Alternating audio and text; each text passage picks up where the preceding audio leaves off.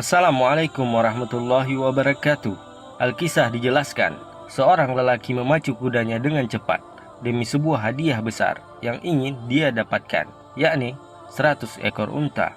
Kala itu hasrat ingin menangkap manusia mulia Muhammad SAW pun tak terkendali lagi. Ia pacu kudanya dengan cepat hingga debu-debu berterbangan. Ia pun melihat targetnya. Saat kudanya sudah dekat dengan unta Nabi SAW, tiba-tiba dengan izin Allah, kuda pemuda ini pun jatuh. Ia bangkit lagi namun jatuh kembali, hingga ia sadar bahwa sang pemilik alam semesta menjaga nabinya. Ia bernama Suraqah bin Malik radhiyallahu anhu. Beliau meminta jaminan keselamatan.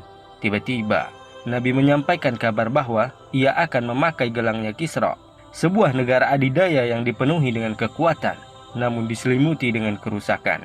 Tidak banyak yang meyakini kecuali orang-orang yang beriman. Tidak banyak juga yang meragukan seperti orang-orang munafik. Waktu terus berjalan, keyakinan tidak akan pudar dari dalam dada, karena Rasulullah Shallallahu Alaihi Wasallam pasti benar bahwa cahaya akan menerangi kegelapan. Dengan kata lain, kerajaan Kisra akan bertekuk lutut di hadapan hamba-hamba Allah. Baiklah, inilah kelanjutan kisah kita yang akan membahas runtuhnya negara adidaya Persia. Dan inilah sejarahnya.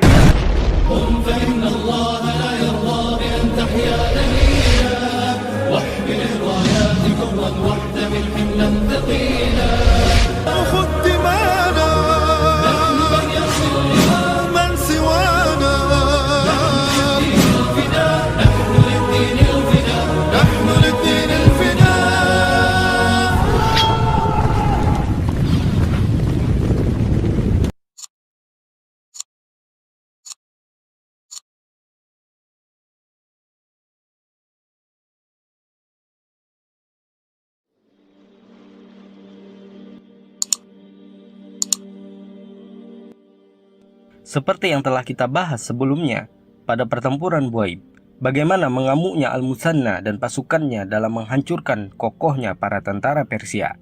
Bagaikan singa yang terluka, kaum muslimin menerkam wajah-wajah para penyembah api, hingga Allah pun memenangkan mereka.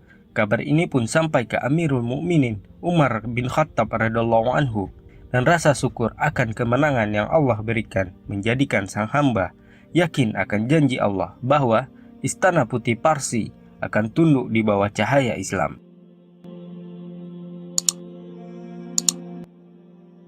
Di sisi lain, para prajurit Persia yang berhasil kabur menemui Yazdajir, yang membuat raja ke-38 ini berang dan memaksa para panglimanya untuk menyiapkan pasukan yang sangat besar untuk menumpas lawannya. Dan kala itu, ia pun memanggil panglima terbaik Persia yang tidak pernah kalah dalam pertempuran, serta dikenal juga sebagai ahli nujum atau dukun, yang bernama Rustum Farrokhzam, sebagai panglima tertinggi dalam misi penghancuran total ini. Sedikit tambahan dari yang kami jelaskan sebelumnya, selain dikenal sebagai penganut Zoroaster, Persia juga ditimpa musibah besar, yakni dalam agama Majusi muncul aliran Mazdakiyah atau Mazdakisme, yakni dinisbatkan kepada seorang yang mengaku sebagai nabi. Nabi palsu ini bernama Mazdak bin Hamdan yang muncul pada zaman Raja Kubat antara tahun 487 sampai 523 Masehi. Aliran Mazdakisme ini dekat dengan Maniakisme yang didirikan oleh Mani.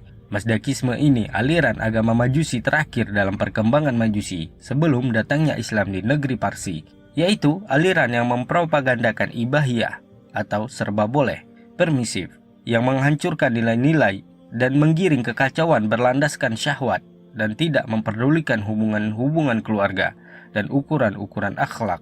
Lepas dari semua keyakinan dan agama, bahkan aliran itu adalah asal mula komunisme dan biang teori Karl Marx atau Marxisme. Kacaunya aliran ini menjadikan masyarakat, khususnya petani, menderita. Mereka diwajibkan mengeluarkan semua stok simpanan baik sandang dan pangan yang diserahkan kepada penguasa. Selain itu, aliran ini juga seakan-akan didasari oleh syahwat, di mana para suami mesti membiarkan istri-istrinya digauli oleh lelaki lain. Tidak hanya orang biasa, namun raja saat itu pun tidak mampu membendung syahwat para lelaki dari rakyatnya yang ingin menggauli permaisurinya. Hancurnya norma kemanusiaan ini juga dijelaskan dalam Tariq At-Tabari. halaman 88.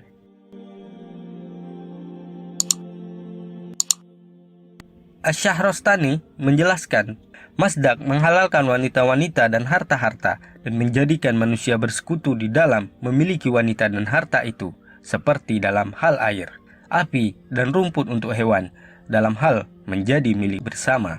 Ketidaktegasan sang Raja Qubadz mengakibatkan meratanya pemahaman ini di masyarakat. Terlebih lagi, Raja Qubadz pun ikut andil dalam masalah ini. Hingga akhirnya nabi palsu dan pengikutnya dihukum mati oleh penerus raja ini yang bernama Anushirwan. Meski demikian, aliran ini masih menyebar bagaikan virus. Hingga dijelaskan dalam sejarah, saat Persia masuk Islam, daya tarik aliran ini masih berbekas di hati mereka yang dibalut dengan kata-kata syar'i, kecuali orang yang Allah beri hidayah. Wallahu a'lam.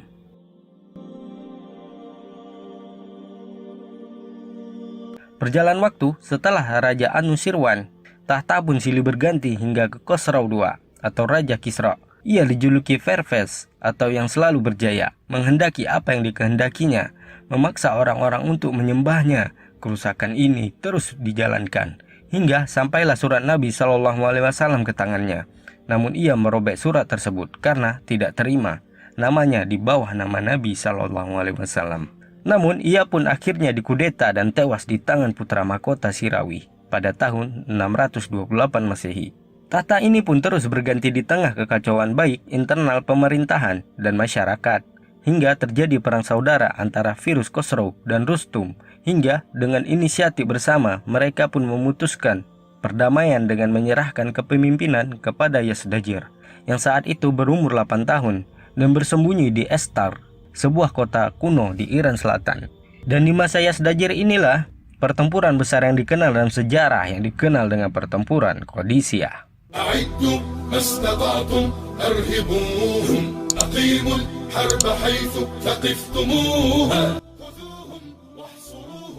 Amirul Mukminin bertekad mengumpulkan pasukan besar untuk menduduki Persia. Beliau pun mengirimkan surat-surat ke semua pemimpin muslimin agar ikut andil baik dalam berjihad maupun musyawarah. Hingga saat inilah para ahli Badar diikut sertakan, yang sebelumnya Umar menahan mereka karena Umar radhiyallahu anhu memerlukan jasa mereka dalam setiap musyawarah. Amirul Mukminin sudah bertekad untuk menundukkan Persia. Oleh karena itu, beliau hendak memimpin sendiri pertempuran ini dan meminta Ali bin Abi Thalib radhiyallahu anhu menjabat sementara menggantikan dirinya. Saat di tengah perjalanan terjadi diskusi di mana para sahabat tidak setuju dengan pendapat Umar dan memintanya tetap di Madinah dan menyerahkan perihal ini kepada seseorang yang pantas. Para sahabat mulia terus berpikir siapa yang pantas untuk memimpin, hingga mata tertuju kepada seseorang yang berkata, "Aku tahu siapa orangnya."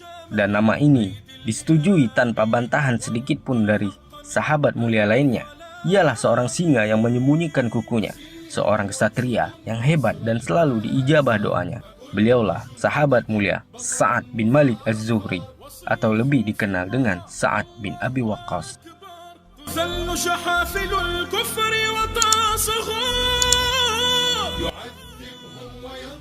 Amirul Mukminin pun memanggil Sa'ad dan banyak menyampaikan pesan padanya, baik strategi pertempuran dan nasihat. Salah satunya, "Wahai Sa'ad, statusmu sebagai paman Nabi atau Ahlul Bait janganlah membuatmu terlena. Allah tidak akan menghapus perbuatan dosa buruk dengan keburukan. Akan tetapi, Allah akan menghapus dosa keburukan dengan perbuatan baik. Di antara Allah dan manusia tidak ada nasab, yang ada hanya ketaatan. Dalam pandangan Allah, orang biasa dan mulia adalah sama. Allah Tuhan mereka dan Tuhan hamba-hamba yang saling berlomba berbuat baik. Mereka mendapat apa yang ada di sisi Allah dengan ketaatan. Inilah pesanku kepadamu, jika kamu berpaling, maka kamu adalah orang-orang yang merugi."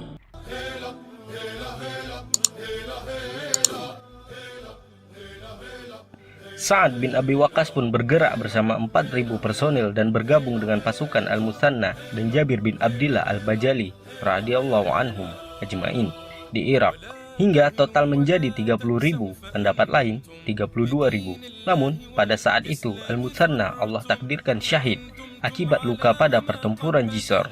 Namun beliau radhiyallahu anhu meninggalkan sepucuk surat kepada Sa'ad tentang bagaimana cara menghadapi pasukan Persia.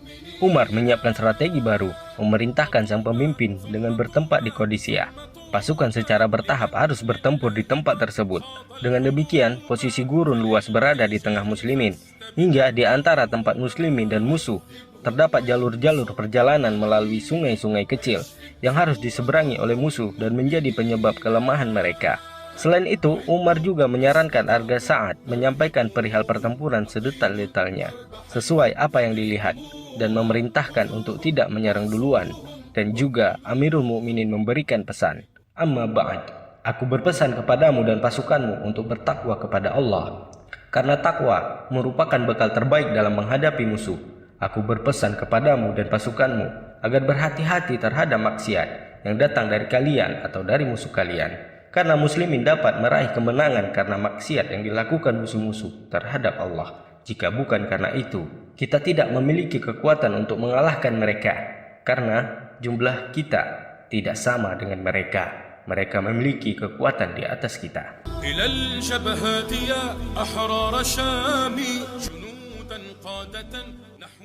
Pasukan muslimin pun bergerak cepat menduduki wilayah-wilayah kecil untuk menguatkan pertahanan dari musuh hingga sampai di Qadisiyah. Di sisi lain, Yazdajir telah menyiapkan pasukan sebesar 120.000, pendapat lain 130.000 personil, dengan 10 pemimpin terbaik saat itu. Dan ditunjuklah panglima tertinggi bernama Rustum Farrosjak, yang dikenal selalu menang dalam pertempuran. Sebelum itu terjadi perundingan antara kaum muslimin dan Raja Persia. Namun keteguhan dan ketangguhan utusan muslimin mampu mematahkan kesombongan Yazdajir. Hal ini juga yang menyebabkan berangnya Raja Persia ini, hingga ia memerintahkan untuk bergerak cepat bersama pasukan besar untuk melumat pasukan muslimin. Sa'ad bin Abi Waqqas menginstruksikan 10 orang untuk mencari informasi kekuatan pasukan Persia. Di antara 10 orang tersebut terdapat seorang sahabat yang bernama Tulaiha ibnu Khuwailid radhiyallahu anhu. Selang beberapa kilometer, 10 pengintai menemukan sejumlah besar pasukan Persia dengan persenjataan lengkap. Mereka pun berinisiatif kembali melaporkan kepada Sa'ad, kecuali Tulaiha. Tulaiha terus mengamati karena ia yakin pasukan tersebut hanya sebagian kecil saja. Meski terjadi perdebatan di antara sahabat lainnya, Tulaiha tetap bersikukuh akan pengamatannya. Hingga dijelaskan dalam sejarah, hanya yang tersisa 2 orang, Tulaiha ibnu Khuwailid dan Amr ibnu Ma'di Karib radhiyallahu anhum ajmain. Kedua sahabat ini terus melanjutkan pengintaiannya hingga mereka berhasil menemukan pasukan inti Persia. Amr pun bergegas kembali, namun Tulaiha mengatakan tidak, kita akan serang mereka. Amr berkata, tugas kita hanya menggali informasi dan kita hanya berdua. Tulaiha menjawab, demi Allah, aku akan menyerang mereka.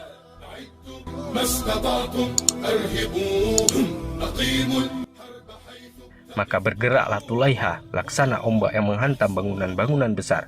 Ia merangsek maju ke perkemahan musuh, memutuskan tali-tali kemah dan menghabisi yang menghalanginya, termasuk 2 orang panglima senior yang dikenal tangguh, serta mengambil ghanimah, yakni kuda Persia. Keberanian Tulaiha ini membuat pukulan mental bagi pasukan Persia dan berhasil menawan 1 orang prajurit Persia untuk dihadapkan kepada Sa'ad. Sa'ad pun menginterogasi tawanan Persia ini, tetapi tawanan ini justru menceritakan keperkasaan Tulaiha. Sa'ad berkata, bukan itu yang aku maksud. Bagi kami, hal itu sudah biasa. Tawanan ini pun memberikan informasi yang diminta Sa'ad bin Abi Waqqas dan menyatakan keislamannya. Sa'ad pun memberi nama Islam kepadanya. قالوا إنها وعد نحن عصبة الأسد. Dalam sejarah dijelaskan, Rustum merasa berat dalam menghadapi kaum muslimin hingga ia pun menunda-nunda pertempuran, sementara kaum muslimin mentaati Amirul Mukminin untuk tidak menyerang duluan. Rustum pun meminta untuk dikirimkan perwakilan pasukan muslimin kepadanya. Sa'ad pun mengirimkan Al-Mughirah bin Syu'bah radhiyallahu anhu.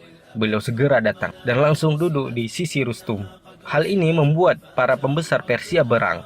Namun dengan tenang beliau menjawab, sesungguhnya duduk di singgasana ini tidaklah meninggikan kedudukanku dan tidak pula mengurangi kedudukan panglima kalian. Kami, orang-orang Arab, adalah sama, tidak saling menyembah. Sebaiknya kalian katakan kepadaku bahwa sebagian kalian menjadi Tuhan bagi sebagian yang lain. Kondisi ini tidak bertahan lama di tengah kalian dan kami tidak melakukannya. Aku tidak datang kemari melainkan kalian yang mengundangku, dan aku tahu bahwa hari ini urusan kalian akan lenyap. Kalian akan dikalahkan. Seorang raja tidak akan bertahan dalam kondisi seperti itu. Setelah menyampaikan hal tersebut, seluruh pasukan Persia hanya berkata dengan satu perkataan, "Demi Allah, orang Arab ini benar." Sebagian yang lain mengatakan, orang Arab ini telah melontarkan ucapan yang selalu terngiang dalam pikiran kami. ثم نادوا حسمت إنها قد رسمت فأتاهم ردنا صعقت بل سحقت. Tidak puas dengan itu, Rustum pun kembali meminta utusan kaum muslimin untuk berunding dengannya. Namun beda dengan dari yang sebelumnya, Rustum memerintahkan agar menghiasi tempat penyambutan seperti karpet, bunga, serta tirai yang indah dan mahal, serta perhiasan tertabur di setiap orang. Rustum memakai seluruh perhiasannya dengan tujuan mematahkan keimanan delegasi tersebut. Berangkatlah delegasi utusan Sa'ad yang bernama Rab'i ibnu Amir radhiyallahu anhu dengan dandanan serba biasa, menggunakan keledainya dan tombak. Kaum penyembah api berharap rencana mereka berhasil, namun apa daya senyuman mereka berubah, rencana mereka sirna, harapan mereka sia-sia. Di hadapan seorang laki-laki biasa, namun iman luar biasa. Ia datang sambil menenteng tombaknya dengan mata tajam di bawah. Ia robek-robek tirai dan karpet mahal itu.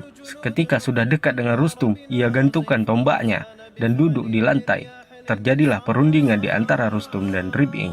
Di antaranya, Rustum berkata, "Apa yang kalian bawa?" Rib'i menjawab, "Allah mengutus kami mengeluarkan manusia dari penyembahan kepada hamba, kepada menyembah Allah. Dan barang siapa yang menerimanya, maka mereka adalah bagian dari kami.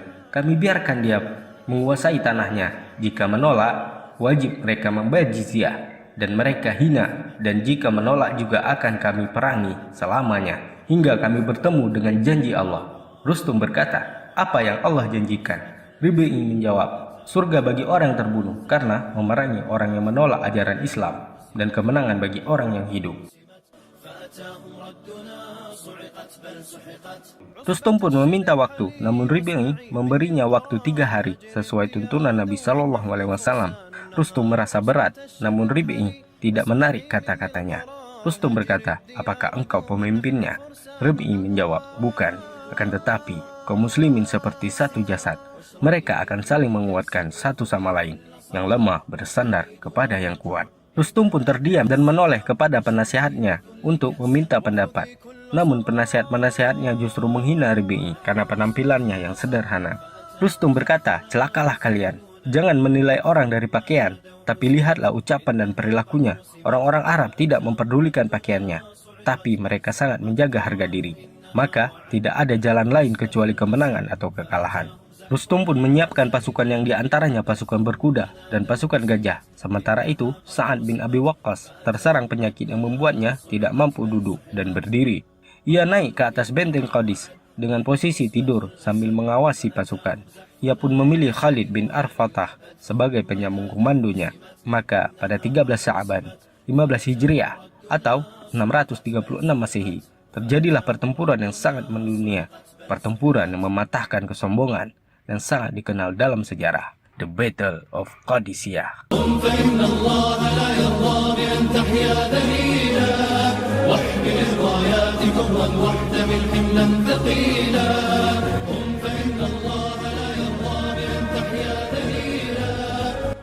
Terjadilah pertempuran yang tak sebanding ini, namun kaum muslimin dengan keteguhan iman dan keyakinan militan mampu mendobrak barisan Persia. Mereka terus maju dengan titah panglima dari kejauhan. Mereka tak ingin digantikan dengan kaum yang lain. Demi sebuah janji yang Allah kabarkan lewat Rasulullah Shallallahu Alaihi Wasallam, Sa'ad bin Abi Waqqas pun memberikan instruksi dari kejauhan dengan menahan rasa sakitnya. Belum memerintahkan untuk membacakan surat Al-Anfal yang membawa ketenangan di dalam jiwa, serta peran para jagoan-jagoan dan para penyair-penyair yang membakar semangat para kesatria yang siap membakar lawan-lawannya. Takbir pun bergema memenuhi cakrawala hingga takbir ketiga. Sang pejuang Ghalib bin Abdullah al-Asadi menantang jagoan Persia. Tanpa basa-basi, majulah panglima Persia Hermes. Ghalib dengan sigap membabat panglima ini tanpa ampun hingga ia pun binasa. Kaum muslimin masih menunggu takbir keempat untuk menyerang. Akan tetapi pasukan Persia melakukan penyerangan. Gajah-gajah mereka terus menakuti kuda-kuda kaum muslimin. Pasukan dari Bani Bajilah yang dikenal kuat dibantu oleh dari Bani Asad mencoba untuk menahan serangan. hingga 500 muslimin syahid. Sementara pasukan muslimin masih di tempat-tempat mereka hingga takbir yang keempat sebagai langkah maju untuk menyerang. Debu-debu berterbangan, pasukan muslimin maju menyerang. Mereka bagaikan ombak yang menerjang, lentingan pedang memekakkan telinga. Mereka mampu menghancurkan pelana-pelana pasukan gajah. Hal ini sedikit memukul mental pasukan Persia hingga berakhirnya pertempuran pada hari pertama.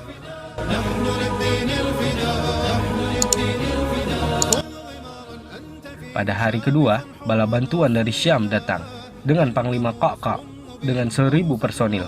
Beliau membagi pasukan per 100 dan bergerak sejauh mata memandang. Strategi ini untuk mengecoh pasukan Persia bahwa bantuan besar telah datang. Bahman, pimpinan Persia, menantang muslimin. Qa'qa' maju menghadapinya dan mampu mengirimnya ke alam barzakh. Qa'qa' menyiapkan siasat untuk menakuti dengan menyelubungi unta-unta. Langkah ini pun berhasil dan membuat gajah-gajah Persia takut berlarian, tak tentu arah, hingga barisan mereka kacau. Pada hari kedua ini, 10.000 pasukan Persia tewas, sementara 2.000 pasukan muslimin syahid.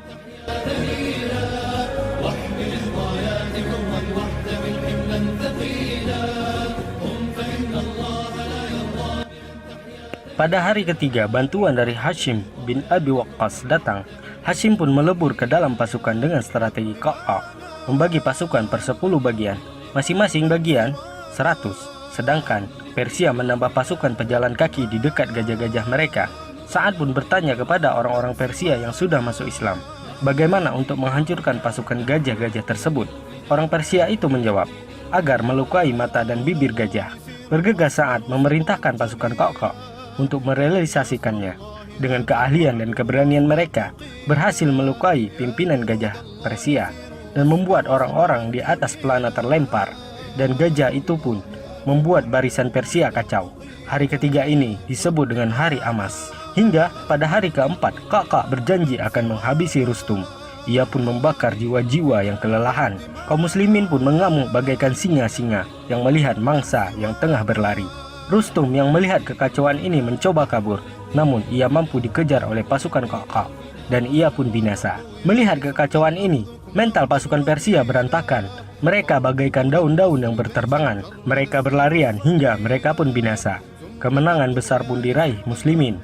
Namun pada pertempuran ini, banyak di antara kaum muslimin syahid, hingga ahli sejarah mengatakan 2 pertempuran yang di sana banyak kaum muslimin syahid, yakni pertempuran Balad Syuhada dan Qadisiyah.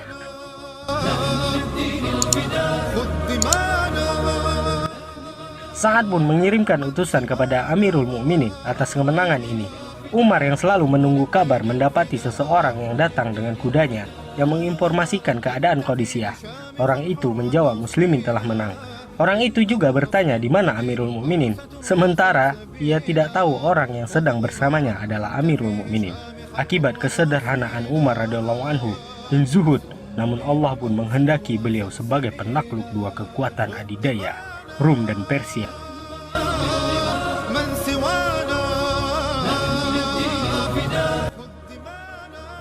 Kaum muslimin terus maju menyerang ke Madain, benteng terakhir Persia.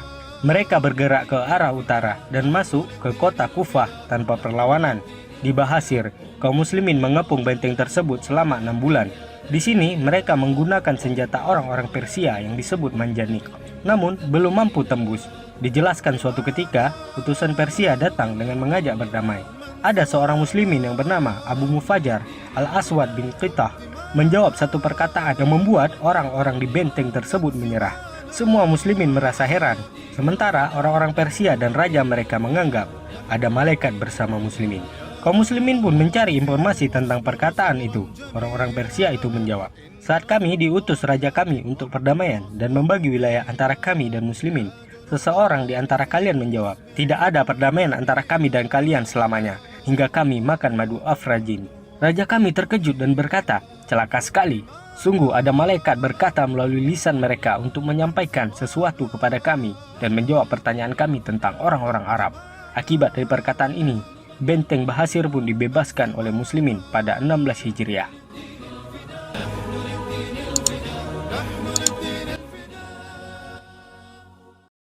Langkah menuju Madain semakin terbuka dan dekat. Hanya dengan menyeberangi sungai-sungai Dajlah, Sementara di seberang sungai, pasukan Persia sudah siap menembakkan panah-panah mereka saat melihat muslimin menyeberang. Sa'ad bin Abi Waqqas diberikan petunjuk oleh Allah untuk menyeberangi sungai-sungai tersebut. Akhirnya beliau radhiyallahu anhu menyeberangi sungai Dajlah yang diikuti pasukan lainnya dan tunggangan mereka. Mereka berjalan di atas air, sementara tubuh mereka tidak terkena air. Tidak ada rasa takut, mereka berbincang-bincang, dan Sa'ad ditemani oleh Salman Al-Farisi radhiyallahu anhu. Sungguh maha besar Allah. Pasukan Persia yang siap memanah ketakutan. Mereka berkata, sungguh yang kita lawan adalah pasukan dari jin. Mereka pun ketakutan dan lari. Dengan kehendak Allah, pasukan muslimin pun mampu ke Madain, yang kala itu sudah sepi. Para tokoh-tokoh mereka melarikan diri, termasuk Yazdajir. Sementara rakyat-rakyat kecil masuk dan mengunci rumah mereka. Sa'ad pun masuk ke kediaman Kisra sambil membaca surat Ad-Dukhan ayat 25-28. Sementara Salman ditugaskan untuk mendakwahi rakyat-rakyat Persia. Tidak sedikit yang memilih untuk masuk Islam, namun tidak sedikit pula yang masih mempertahankan keyakinan majusi mereka dan memilih membayar jizyah. Sementara kemewahan dan harta duniawi menghiasi istana Kisra. Kekayaan dan banyaknya perhiasan tidaklah mematahkan iman muslimin. Sa'ad pun mengirimkan semua ghanimah itu ke Madinah. Kekayaan luar biasa yang dimiliki Kisra menjadi cobaan bagi setiap jiwa-jiwa manusia, kecuali orang-orang yang bertakwa. Hal inilah yang membuat Umar bin Khattab menangis. Seseorang berkata, "Wahai Amirul Mukminin, kenapa Anda menangis? Bukankah ini hari bersyukur?" Umar menjawab, "Bukan hal itu yang membuat aku menangis. Demi Allah, setiap kali Allah memberikan ini kepada suatu kaum, mereka pasti saling iri dan benci. Jika mereka tidak demikian, Allah pasti memberikan bagian kepada mereka." Hingga Amirul Mukminin memanggil Suraqah ibnu Malik radhiyallahu anhu untuk memakai gelang dan jubah Kisra sesuai sabda Nabi Shallallahu Alaihi Wasallam yang pernah disampaikan kepadanya. Ia pun memakainya dan berkeliling Madinah. Sambil menangis ia berkata, "Wahai muslimin, sesungguhnya kekasihku tidak pernah berdusta," sambil menyebutkan sabda Nabi Shallallahu Alaihi Wasallam. Inilah sejarah singkat yang menjadikan pelajaran bagi kita semua, dan tidak lupa kita mendoakan saudara-saudara kita yang sedang menghadapi cobaan COVID-19 atau Corona, serta para medis yang selalu memberi yang terbaik bagi setiap pasien. Sungguh, Anda saat ini menjadi pahlawan, dan dukunglah mereka agar kita patuh kepada keputusan pemerintah dan fatwa ulama agar tetap di rumah. Semoga Allah menyelamatkan kita dan menghilangkan virus ini. Wassalam.